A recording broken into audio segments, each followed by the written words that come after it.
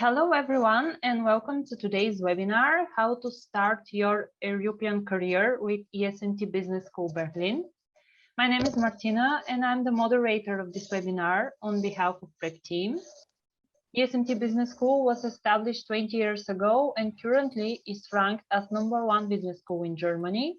And today you're going to hear more about their Masters in Management program. So stay till the end of the session. Our guest speakers today are Lawrence Wilson, who is a senior marketing manager, and Kelsey Fennell. She is a current student in ESMT Business School.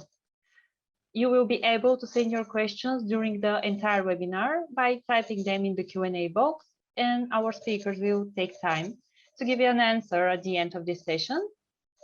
All right, I think that everything is set. So Lawrence, I'm giving the floor to you. Thanks very much, Martina, and welcome everyone. Thanks very much for joining us today. I'm just going to share my screen quickly, and because I have a little introduction first. So just to sort of introduce ESMT as a school, and then also I'll talk a little bit about the Masters in Management program, and then I guess we'll get to the good bit, and we'll get to the Q&A with Kelsey and with me as well. So first off, I guess Martina sort of introduced ESMT sort of briefly, but for those of you wondering what we look like, this shiny building on the right-hand side, this is our front door. Essentially, it's the building facade. And for anyone who's interested in where that is in relation to the rest of Berlin, we're basically at the bottom of this tall, pointy thing on the left-hand side. And we're in Berlin not by accident. We're here because, as Martina said, in 2002, the school was founded by this group of 25 multinational corporations.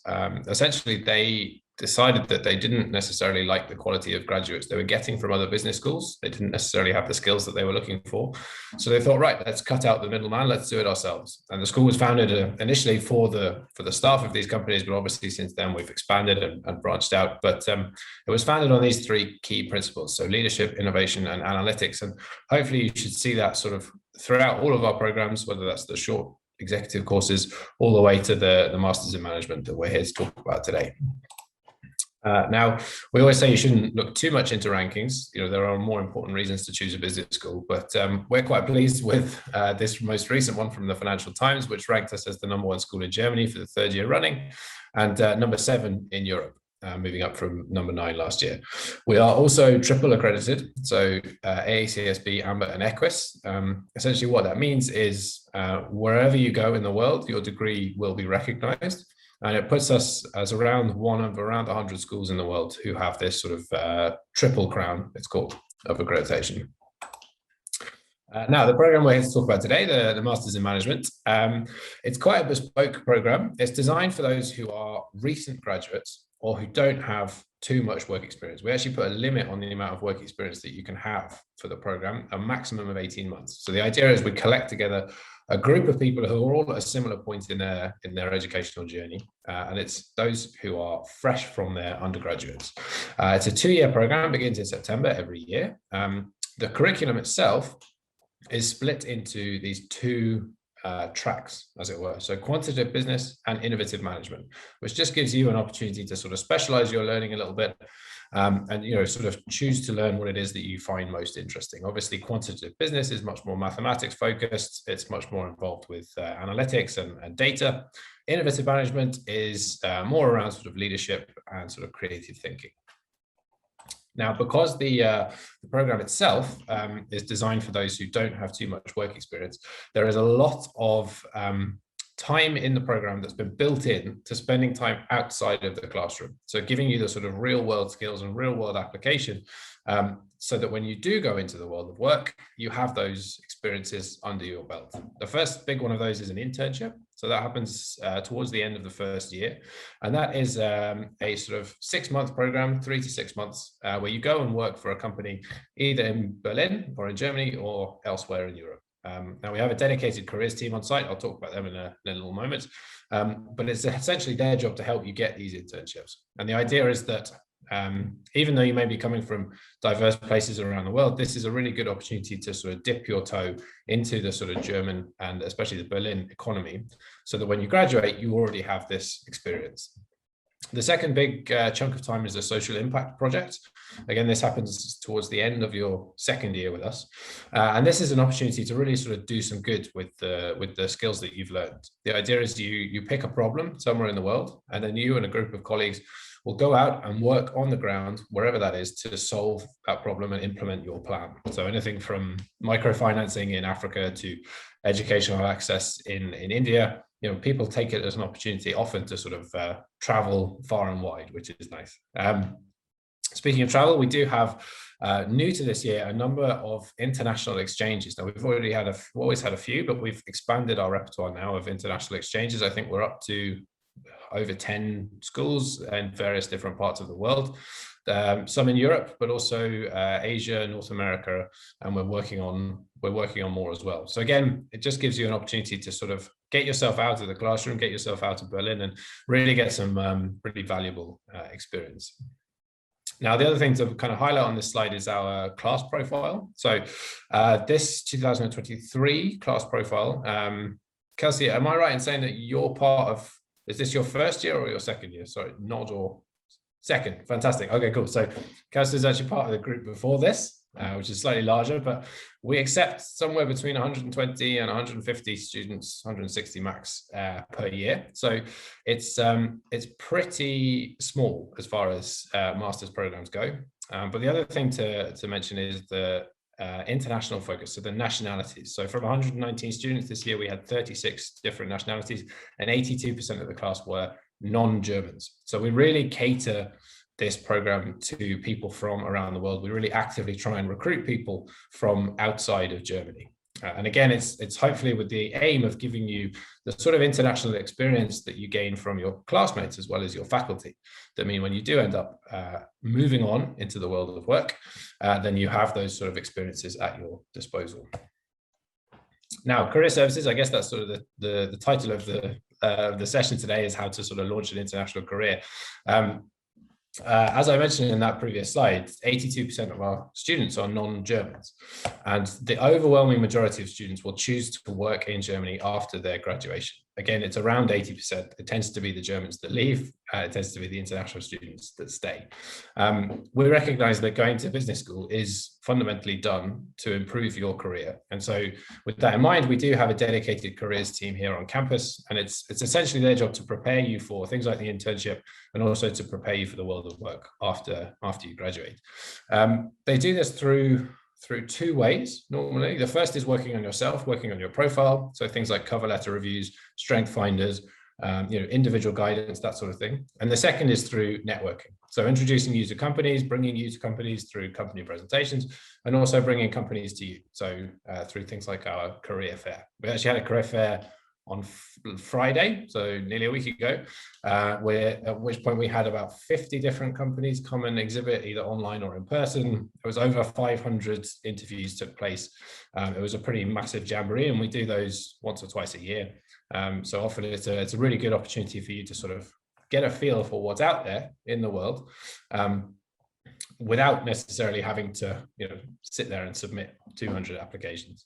I should say now that when you graduate from the Masters in Management program at ESMT, every graduate, regardless of your nationality, is awarded an 18-month work visa to live and stay in Germany.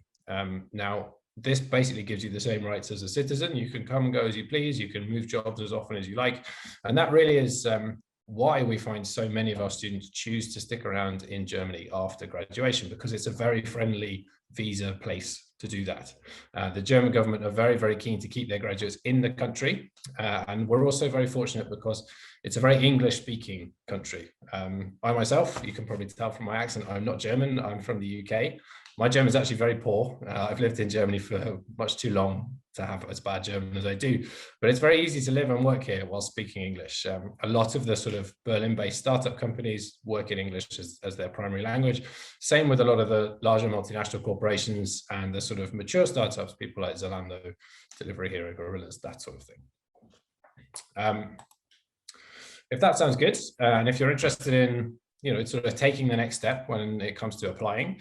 The application process itself is relatively straightforward. You need to submit some various documents and essays and references and that sort of thing, at which point you will be invited to an interview with the admissions team. Now, the interview is for us to really get a feel for what you're like as a student. So it's more of a kind of personal thing.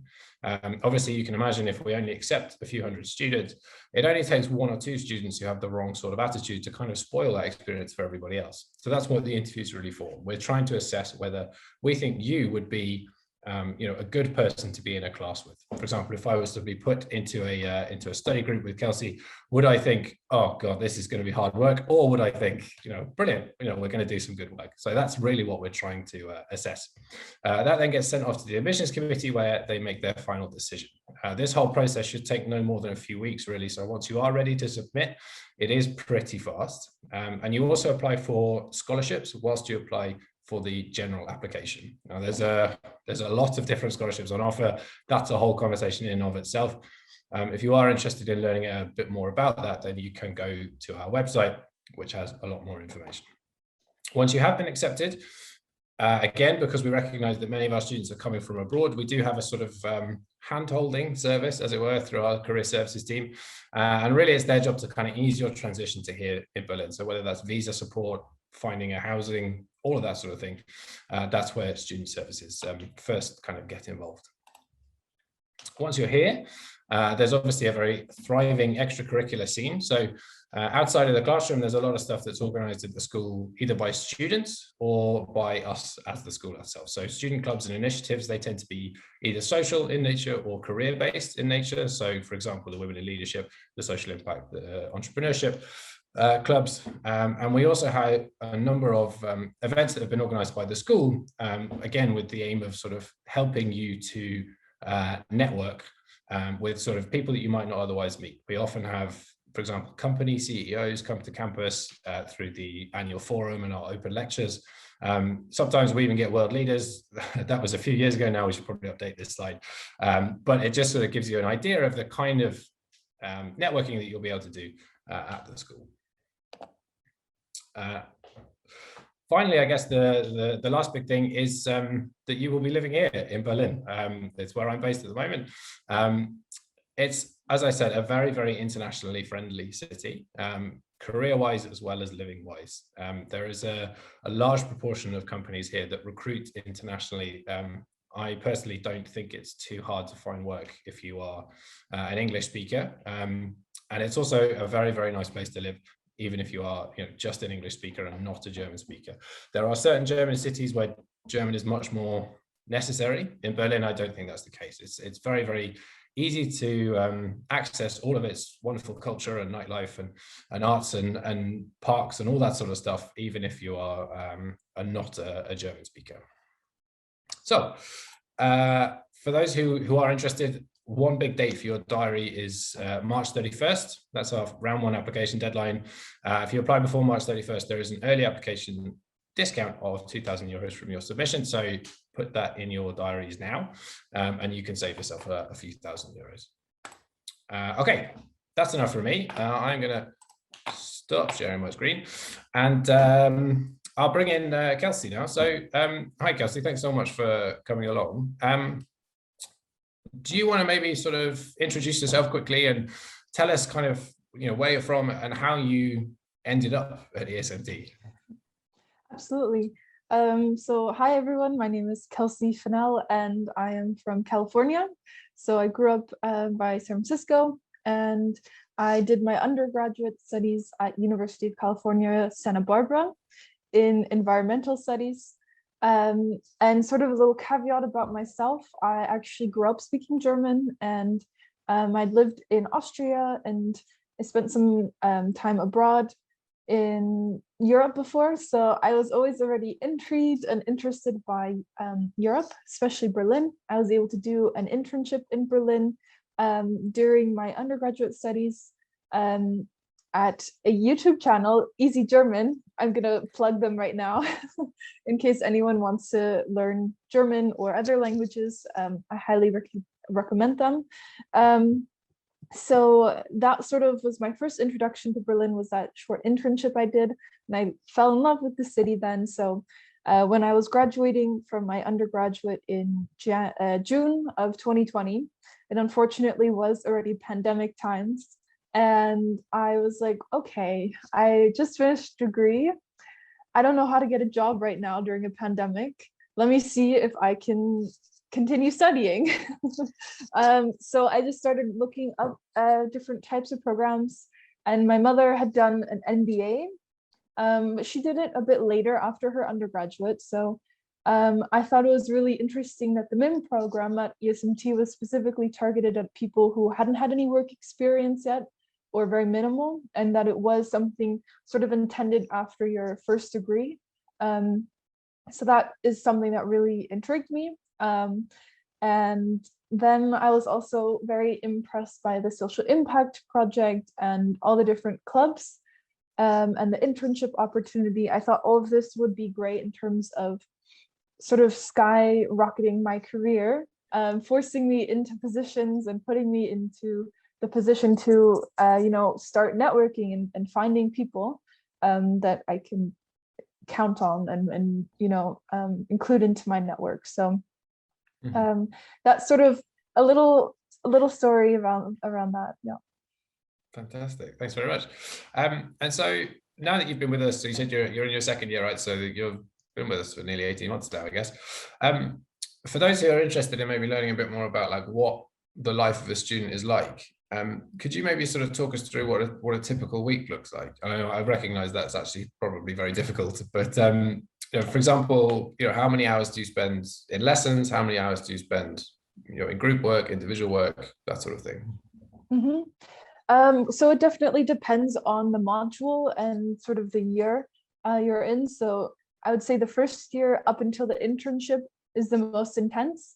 This is where you're having classes regularly. You have probably most days during the week with class, or at least 2 to 3 or 4 days a week with class. I don't think there's ever a full week with every single day of class. And that also includes language class once a week, which if you have already some qualifications, you don't have to do, but I thought that was great. I was in one of the high-level German classes, which was fun, just to discuss and talk to other people in German as well. So in terms of hours during the first week, it is quite a bit of lecture, very lecture heavy, but then also every single class you get a study group. So with this study group, you will be working on class projects. So some classes really require a lot more projects and group work. So that might be 1 or 2 meetings during the week with your group, and then working on your part of the group assignment as well. And then there's also so many extracurriculars. So I'm actually part of a student club called Net Impact. I am the co-president. So I actually spend a lot of time working on it. Not everyone does that, of course. But that's something I've chosen to do because that's what I'm passionate about. And yes, so that's something definitely takes a lot more time, and has taken more time now that I'm not doing as much class, because once you get into your second year, most people have working student positions. So I've had a working student position as well since the summer after my internship. And then so it's a split of 20 hours of working student and then some class, because the class amount really goes down in the second year, because then you focus more on the social impact project. That for me is coming up now. We've started organizing everything, and because that takes place during April, I believe. So we are sort of figuring it all out. We've talked to our organization, putting the project plan together, and yeah, so it's sort of a balance now of working student, some class, but definitely not as much as before, some group work for those classes, and then for me, my extracurriculars of student clubs and organizing events and such. Mm-hmm. Yeah, it sounds like you're very busy, definitely. You mentioned the social impact project. Could you maybe, I don't know how far in advanced in your preparation you are, but could you tell us a little bit more about the project that you'll be working on? Yeah, absolutely. So with my group, we decided to stay in Berlin. this was just sort of a decision that we came to as a group, that we wanted to not really contribute to flying to go do a project somewhere in Africa or South America, perhaps. So we decided we would do it remote or just find something in Berlin. And we actually end up working now with an organization that we had already worked with for my student club called Action Education Haiti.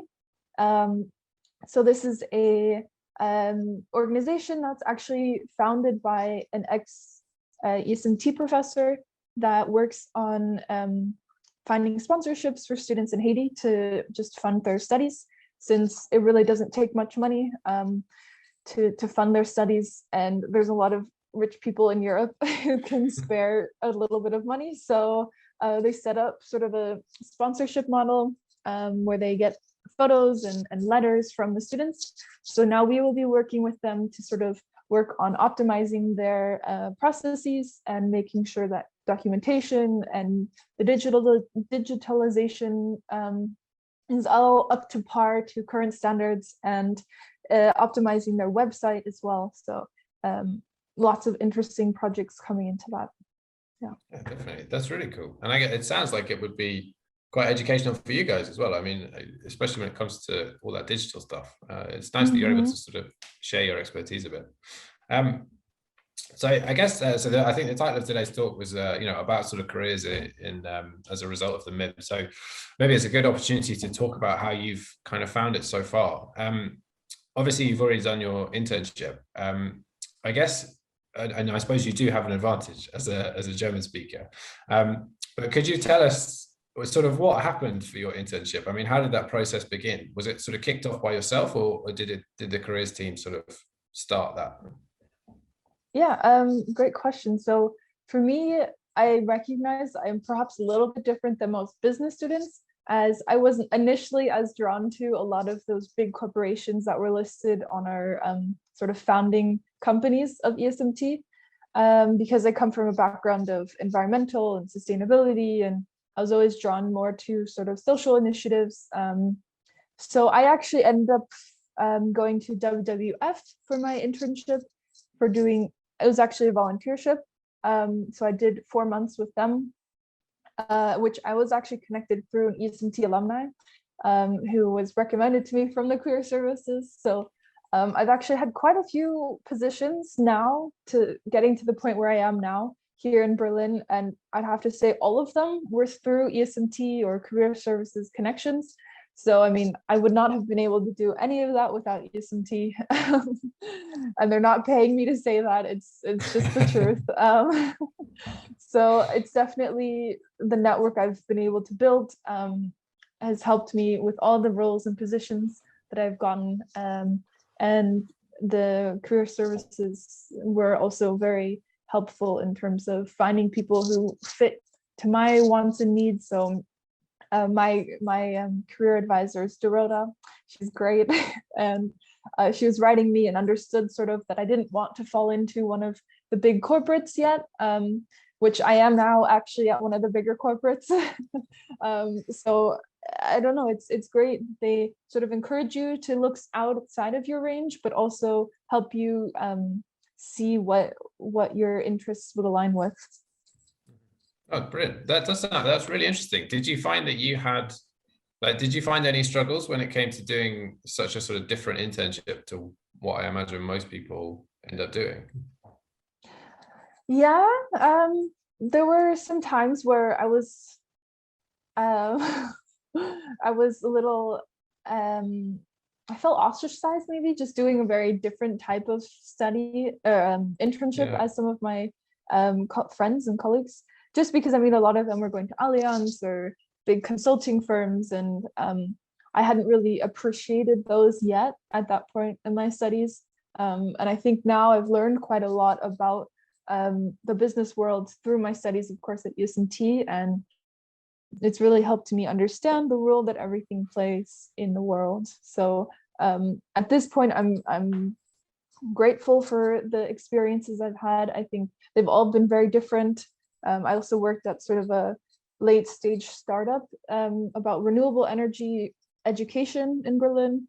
And now I'm working at a huge energy provider. So Um, it's been sort of full circle doing all the different stages. And I think that's really been interesting. No, definitely. That's really cool. I mean, it's really nice to know as well, because I mean, I saw a question that came through actually about like the types of qualification you need to have before you come to the school. We don't discriminate when it comes to what your undergraduate was. It could be anything basically, but it's really nice to know that once you are here, you're able to sort of pursue your own interests in that sense as well, that those kind of opportunities are available to you. Yeah, and so you mentioned your current position. Is that a working student position, right? Yeah. Okay, working fantastic. student. Yeah.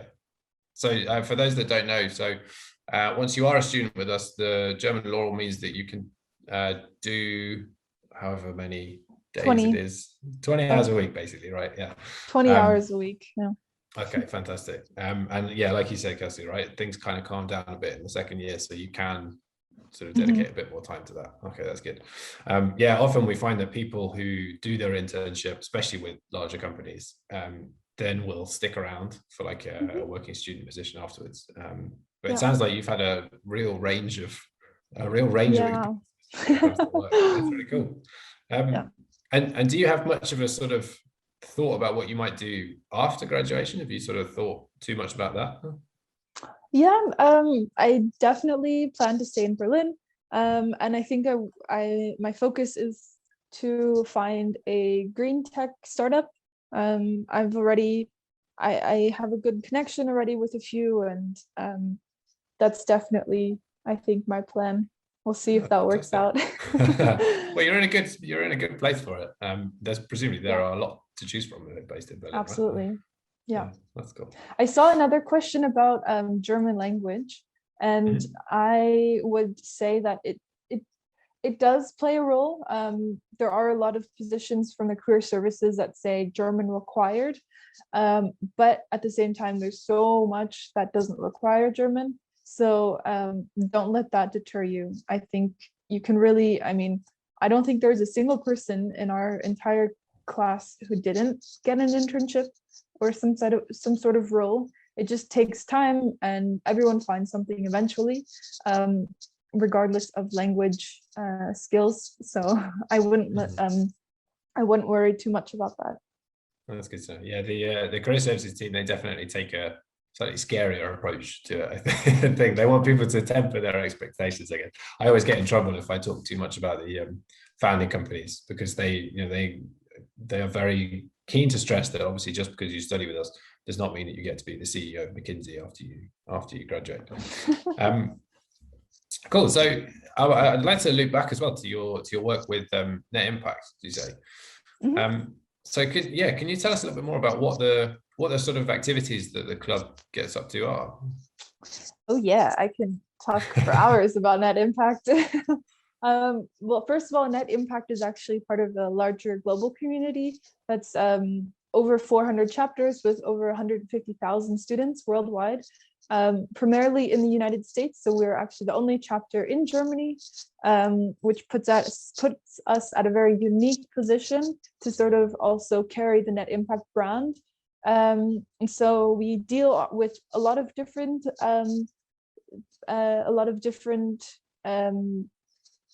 projects and initiatives. And to give you an idea, we have on-campus initiatives for sustainability. So we were successful in getting a greenhouse for the garden. I'm currently working on doing carbon accounting for the entire campus.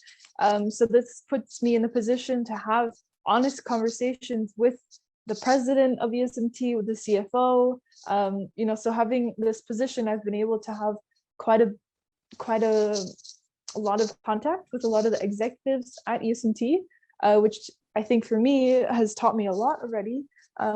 So I think that's the biggest thing I can learn from being in a student club, and especially in a leadership position, is I feel like I'm learning so much through actually doing things. For example, we have our TEDx event also this Saturday. So that's something you should put on your list on your presentation is TEDx. This is our second year of TEDx ESMT Berlin.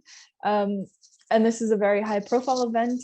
And I have been a lead organizer of that. So that definitely has been so much learning for me of, first of all, organizing the team, second of all, dealing with all the different stakeholders, booking the location, and talking about catering and getting money. So partnerships, that's a big deal for us.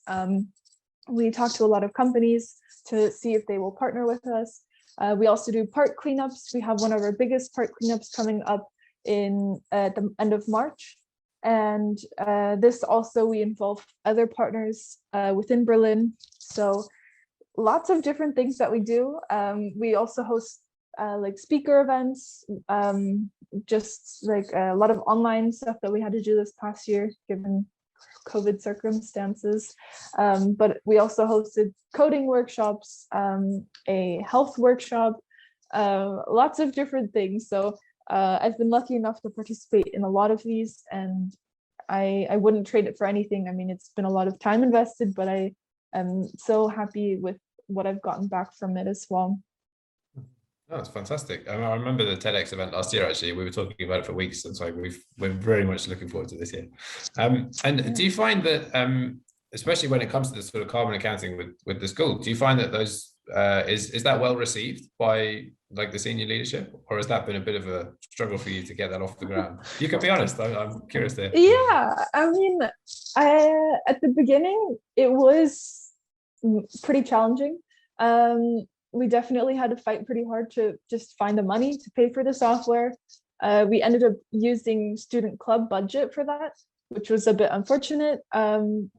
But this year it's actually shifted a bit, because now ESMT has the Futurist Institute and this Aspire strategy. So they're really starting to focus much more on sustainability. In the last talk we had with them, they're looking to even get a sustainability professorship and working together with one of the research institutes for climate here in the Berlin area. So there's lots of things changing, which is super exciting. But yes, at the beginning, coming from California and coming from an environmental studies background, I was like, wow, this is so sad. But now I really appreciate the time and effort and the change that has happened in just the year and a half that I've been here. They've been very receptive to it and understanding, and really taking it seriously now, which to me is just amazing. And I'm very happy to see this. So that's my honest answer. At the beginning, it was slow. We still struggle collecting just the data to even put into the carbon accounting. And that is still something we're working on. But in general, we've gotten a lot more support now, and a lot of support. That's brilliant. It's good to still have something to work towards, definitely. Cool. All right. Well, I think that sort of takes us up to 35 minutes. So, Martina, are you sort of ready to do sort of general Q&A from the audience now? Is that okay? Yes, we're absolutely ready. And I can see the first question in the chat box. I'm about to graduate as a pharmacist this month. I want to know if that would be something different. Can you also share again the email where we have to apply for the scholarship? Maybe, Lawrence, if you can put it in the chat box. Yeah, that's no problem. Yeah, so when it comes to background, so I probably should have shared that really. I have another slide which sort of goes into a bit more detail about where students come from, not just nationality wise, but background wise. Studying pharmacist, that's not a problem at all, really. I think we are quite happy to accept students who come from a range of sort of previous educational backgrounds. When you look at the makeup of the class, obviously things like business and engineering and those sort of traditional business school things are obviously very well represented, as it were. But I guess, Kelsey, you're a pretty good example of the fact that not everybody does come from those sort of backgrounds. I guess sort of anecdotally, Kelsey, do you find, from your cohort at least, are you in much of a minority as coming from a sort of non-traditional business background, or? Yeah, I think there definitely are a lot of people who have done business or management already, which sometimes can feel overwhelming in classes where everything is new and other people are getting bored because they've heard everything before. But I think that just puts me or my fellow classmates who had a different background at an advantage, because we have so much more to learn and to offer, since we can really bring in new perspectives. And I really appreciate my other classmates who come from different backgrounds, because we're able to see sort of these things that we discuss in class from a different perspective as well. And I also appreciate my classmates who do have backgrounds in this, because then they can help me in group projects and I don't feel as lost. So I definitely think it's a good mix of both. And I think the more diverse, the better. So don't worry about it if you're from a different background. Oh, cool. Thanks very much. Thank you for this answer. Someone asking, what makes a standout application from your point of view? Oh, that's a $1 million question, right? I mean, I guess obviously there are certain bars you have to clear in order to sort of become to be considered, right? You do need to have done an undergraduate. Depending on your track, we might ask for a sort of admissions test like a GMAT or a GRE. For those who've come from a slightly less mathematical background, we're a bit more likely to ask that as well. We just need proof that students are capable of doing the mathematics in the very maths heavy, you know, data analytics and finance and investments and financial accounting and all that sort of thing. Obviously, the course is taught in English, so we do need some proof of your English language ability. If you are like a native speaker, or if you've worked in English before, if you did your undergraduate in English, then we don't need that. But otherwise, we do need like a TOEFL or an IELTS, that sort of thing. But those are just the bars you have to clear. That's a sort of minimum requirement sort of stuff. When it comes to actually making an application stand out, that's very difficult to answer, really. I suppose the biggest thing would be to be genuine. You know, don't just sort of write what it is that you think we want to hear.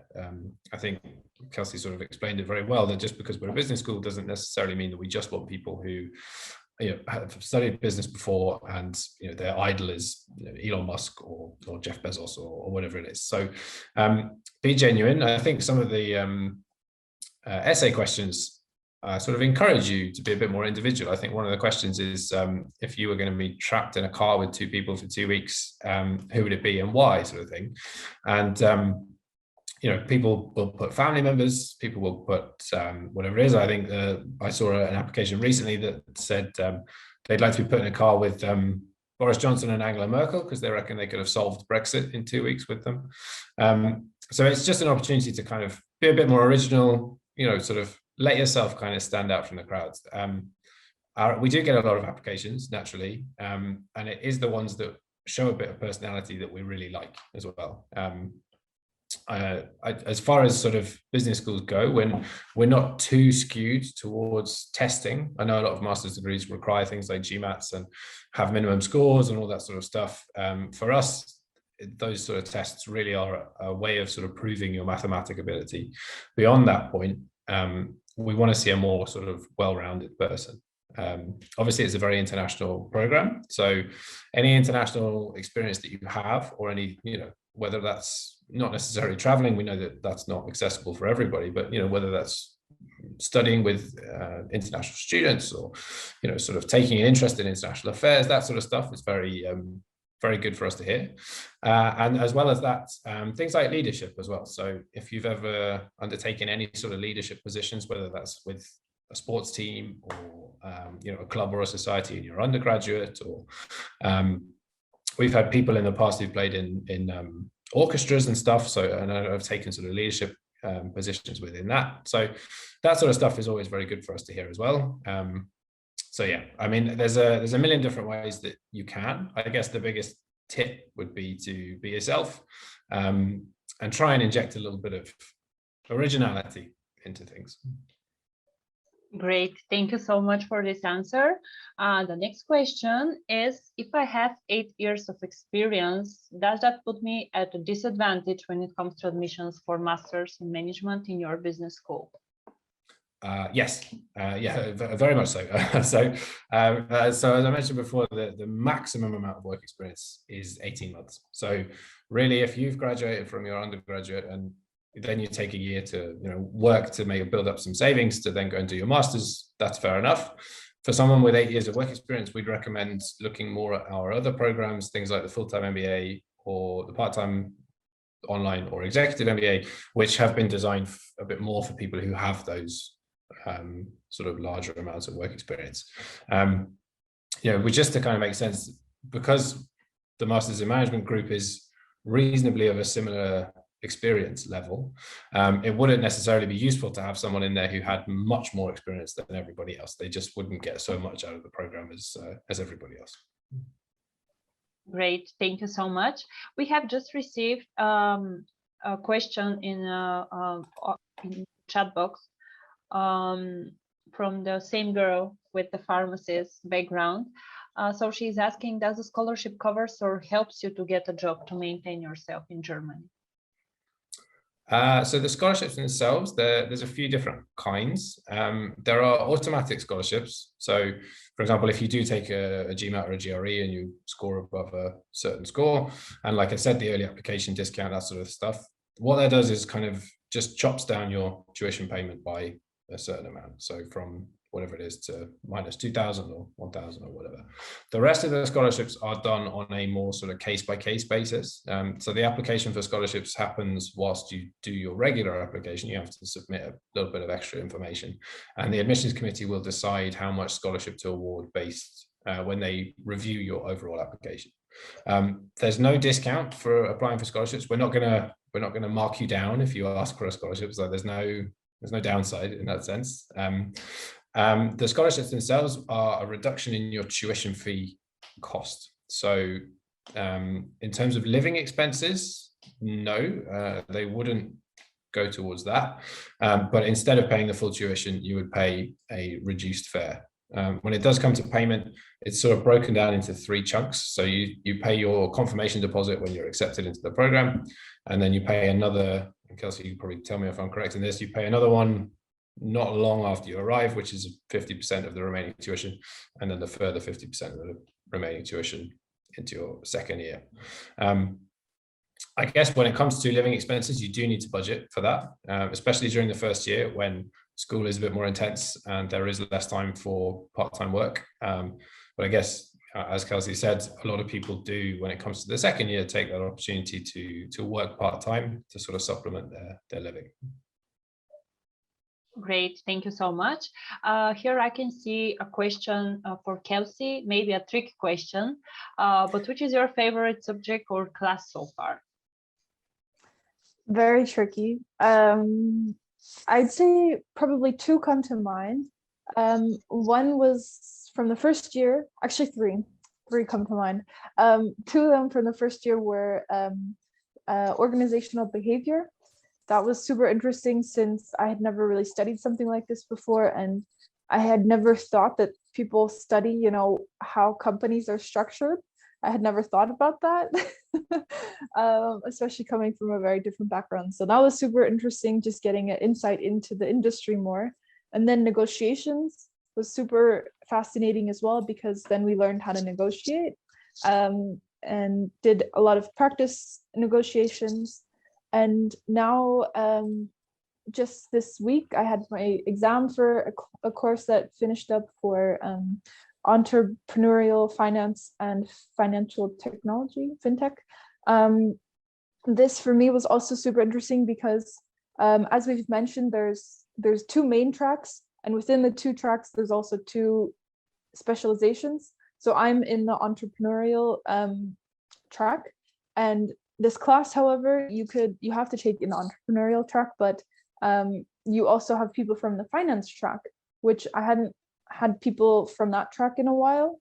So it was nice having a course that pushed me in terms of numbers. That is definitely not my strength, but I really appreciated it since we learned, what's it like as an entrepreneur, asking money from a venture capital, seeing the situation from the VC side. And I think this was sort of just like a culmination of everything I've learned, and really practical and very interesting for me, especially if I want to in the future found something. So how you say that? Yeah.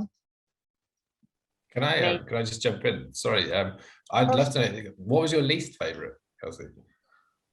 That's a tough.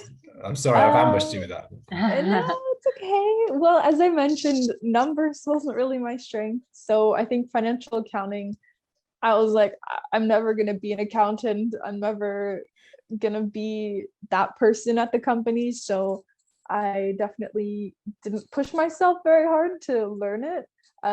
It was good because I at least sort of understand the basics. And I think for me, that's enough.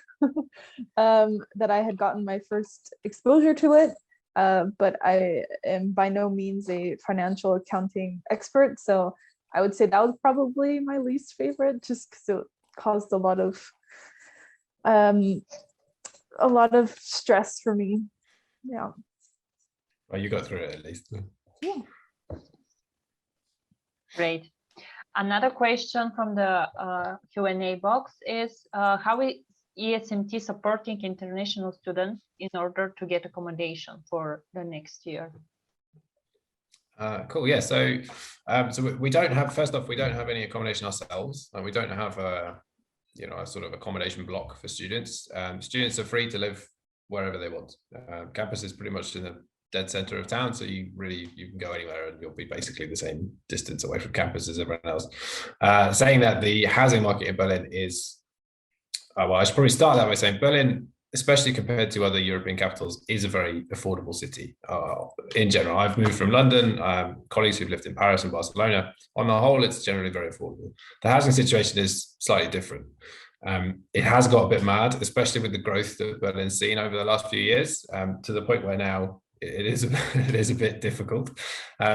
So we do recognize that can be a bit of a struggle for some people, and especially if you're moving from abroad and you've never come to Berlin before, you definitely don't speak German. Do you arrive and have a flat waiting for you? How does that work? There's also a particularly German amount of paperwork that goes along with sort of getting an apartment, that sort of thing. So we do have a student services team. Their job is to sort of help connect the ESMT community. So connecting students with apartments. I actually got my apartment through the ESMT community, so it's nice to see how these things work.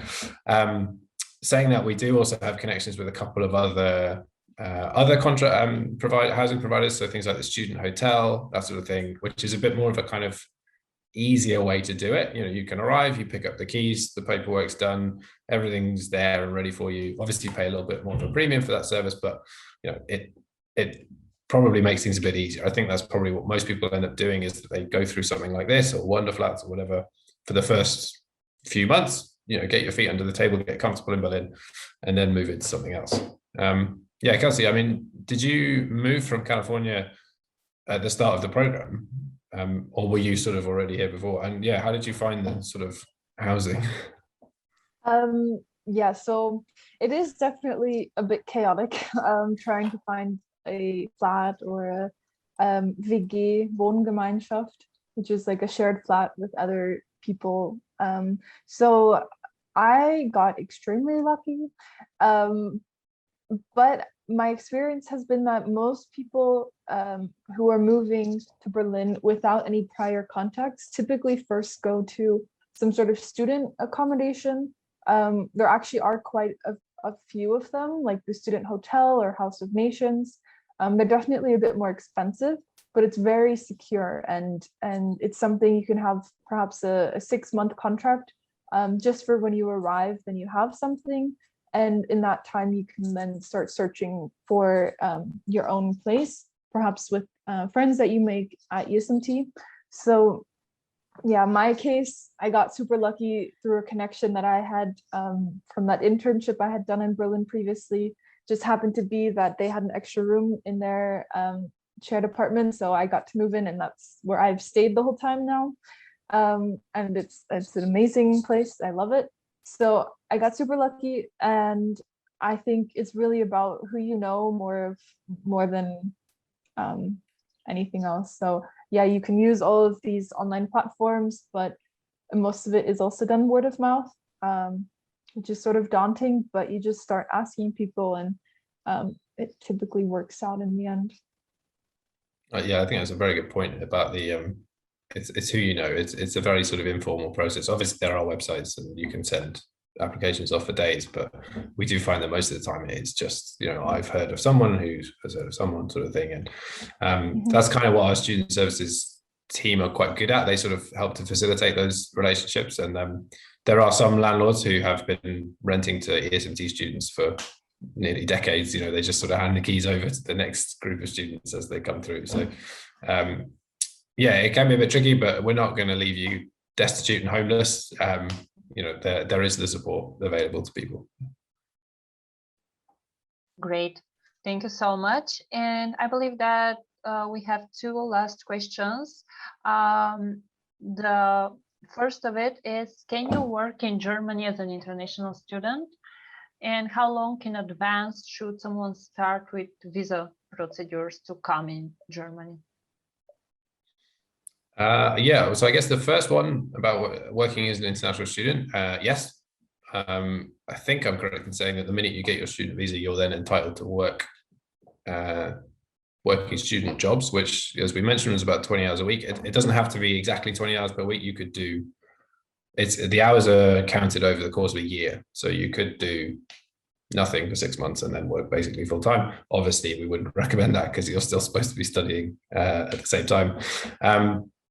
When it comes to visas, that sort of depends on your nationality and where you're coming from.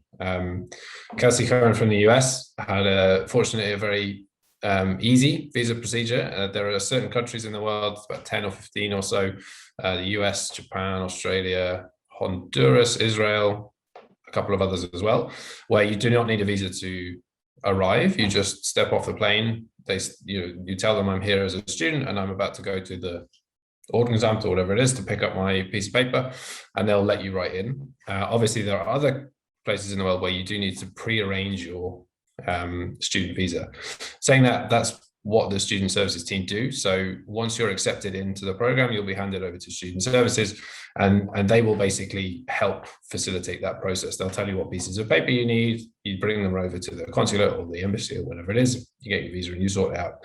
In terms of timeline, everything's been turned upside down by Corona. We did find over the last few years that there's been a few students who've had to postpone their studies or sort of defer for a year because they weren't able to get their visas in time. So we kind of work on a as early as possible basis, really, for that.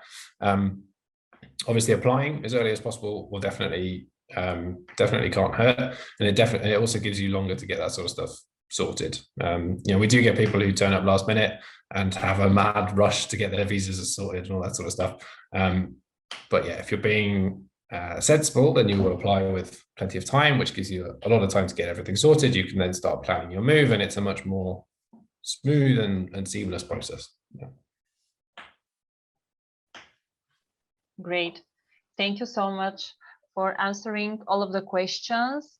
Lawrence, Kelsey, thank you for sharing your time with us today and answering all of the questions here. The prep team would like to thank you to all of you that joined us today and stay to the end of this session. If we have missed some questions, we will receive answers via email. You will also receive a link with the recording of the whole webinar, so you can rewatch it. Good luck to all of you in their academic journey, and good luck to Lawrence and Kelsey in all of your future plans. Thank you once again for your time today. No problem at all. Thanks so much for having us along, and yeah, thanks, Kelsey, and I hope everything goes well with TEDx next week. Fingers crossed. Thank you very much. And you guys can book tickets if you want for online attendance. So I'm gonna plug that as well. Where do we go to get those? Where would you recommend? Is it the ESMT website or where's that? I think if you just Google TEDx ESMT Berlin, it should be the first thing that comes up. So fantastic. Oh, there you go. We'll see everyone there in a week. This Saturday. This Saturday. Oh, right. I mean, a few days then. Perfect. Yeah. Great. All right. Thank you. Thank you. Thanks, good luck once again, and hope to meet you again soon. Yeah. Bye. Bye. Bye.